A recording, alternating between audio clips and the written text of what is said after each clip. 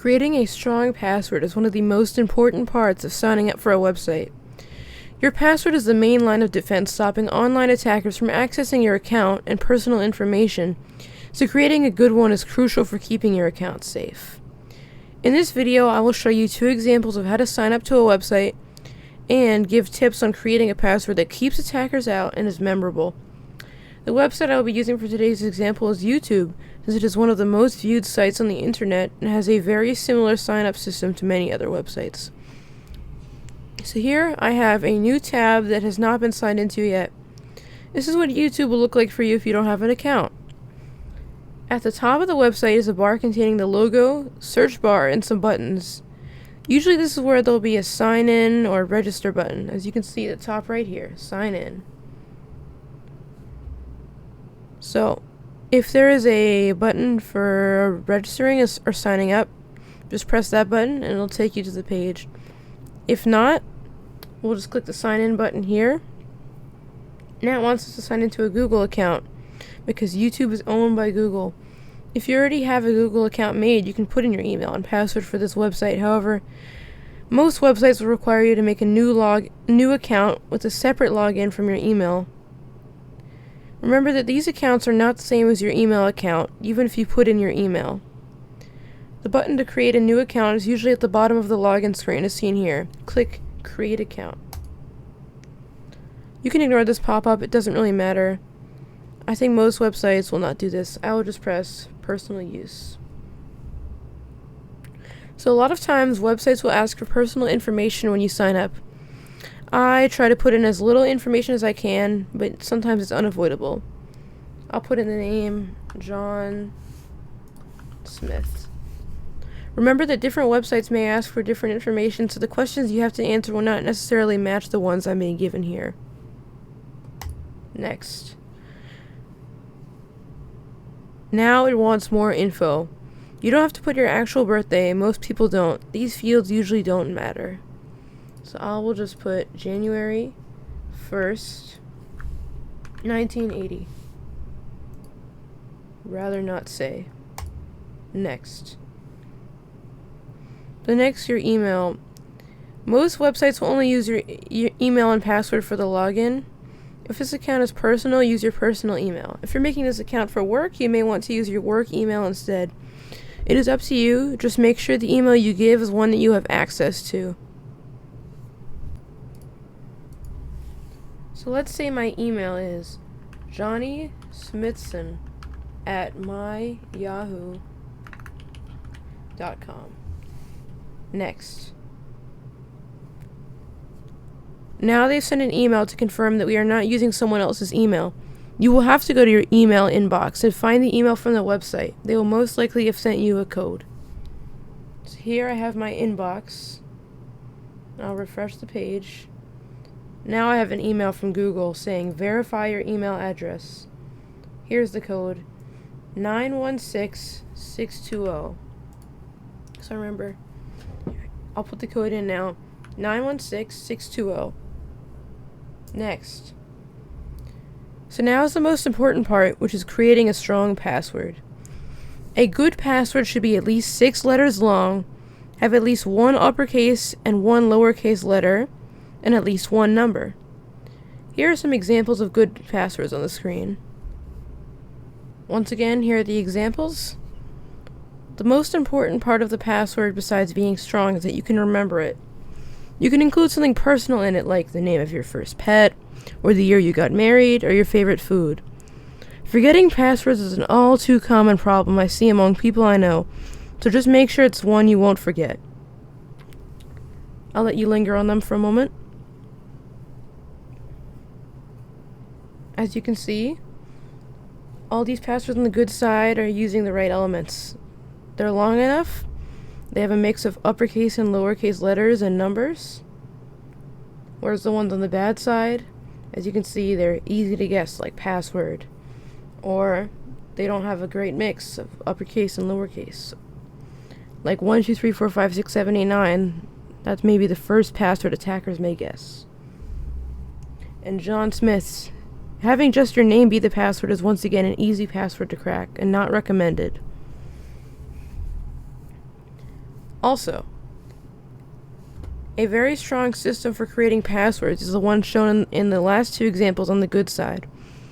You can have some scheme that you follow for all your passwords, such as replacing letters with numbers, like A's with 4's or O's with 0's, or making everything uppercase except for the first letter of each word. As you can see here, Fabulous and here, Lovely Beagle both do this, as you can see right here. These other passwords, a way they could be personalized is maybe Jamie was the name of your first pet, and you got her in 2018. She's a dog. Maybe mushroom soup is your favorite food, and you were born in 77. Or maybe you really love beagles. Once you've made a password, type it into the website.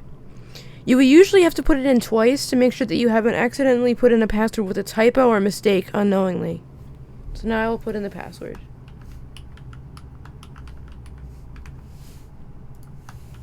Once again, a second time to make sure that there is no typo. Next. So now, most websites will not do this, but since Google is a large major company and they've had security issues in the past, they will ask you to put your phone number. So if you get this, it'll work the same as the email verification. You have to put in your phone number, and then they will text you a code, and you must put in the code that they text you. Most websites will not do this. So I put in my phone number and I press next, and then it sent me this code, so I've now put it in.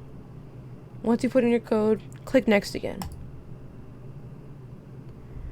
Now, if you can ever skip putting in some kind of personal info, once again, I would definitely recommend doing it. So here it wants you to use it to put in your phone number permanently, so they'll have it. But I don't think that this is a good idea, so I will press skip.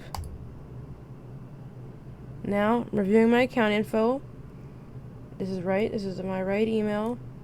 This is the name I put in. Next.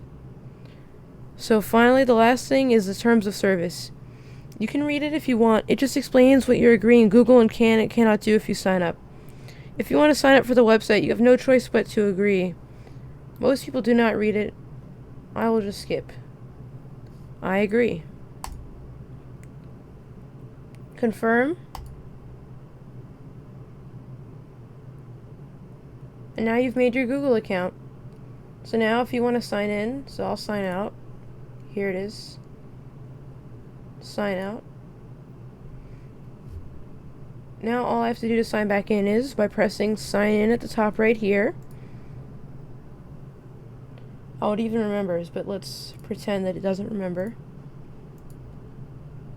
So put in Johnny Smithson at myyahoo.com, and then the password that I made.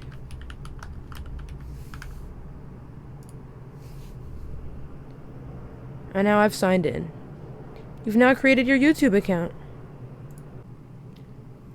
Now quickly I will show you one more example. So now we use Spotify, another common website. So I'll click sign up here. So now all I have to do, you see here they have all the fields listed out, unlike Google where they're hidden behind different steps. So I just put in my email, Johnny Smithson at myyahoo.com. Just put in your email. Then you make a password. See, on this website, they do not have you type in your password multiple times, which is less safe, so just make sure you don't make a typo. You can use this here. So if you type something, if you click the I, it shows you what you typed. So that will help you make sure that you made the right thing. You typed in the right thing. See, they even make sure that you don't make a password that's too easy. See, look, if I type in a password that's like that, it says your password is too short. So that's good security. So I will type in my password. And some of them will have you make a username. So I'll just type in my name as Johnny Smithson. This might already be used, so I'll put Johnny Smithson 77. Let's say I was born in 77. For date of birth, I will just put January 1st, 1980. Well, 1977, I guess. Doesn't really matter. I'll put prefer not to say. And if it ever says check something for marketing purposes, I would not recommend checking it. And then sign up.